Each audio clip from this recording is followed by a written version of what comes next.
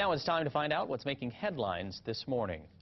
Get ready for the Christopher Deedy retrial. After 7 weeks in court, the judge declared a mistrial. Jurors could not decide on whether to convict Deedy of second-degree murder or acquit him. Deedy has maintained on November 5th, 2011, he shot and killed Colin Eldritz in self-defense after Eldritz attacked him and his friend at a Waikiki McDonald's. Many experts are now wondering if a judge will consider a lesser charge the next time around. Meanwhile, Christopher Deedy will soon return to work as a special agent for the U.S. State Department. A new trial will most likely be next summer.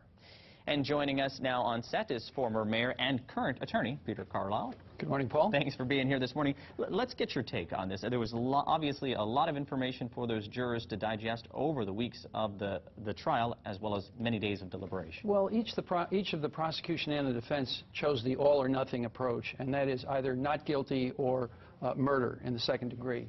And that is something that is actually disfavored in the law in the state of Hawaii, and it appears that the judge probably should have given a manslaughter verdict. So we already know that the upcoming trial is going to be different than this one because they will have a compromise verdict that they're going to be able to look at.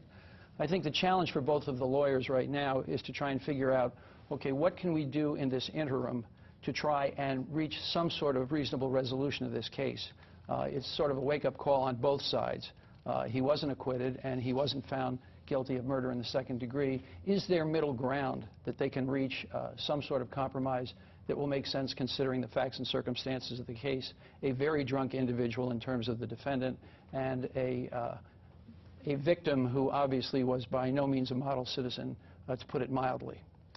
There was a lot of witnesses, a lot of testimony in the trial. For the retrial, will it be as long, as involved, as detailed as the first one, do you think? The answer is that that's really going to depend on the attorneys. It doesn't have to be because they've gone over some things in terms of arguments that they're not going to have to rehash, and they may be able to tweak the evidence in a new circumstance where there's going to be an included offense.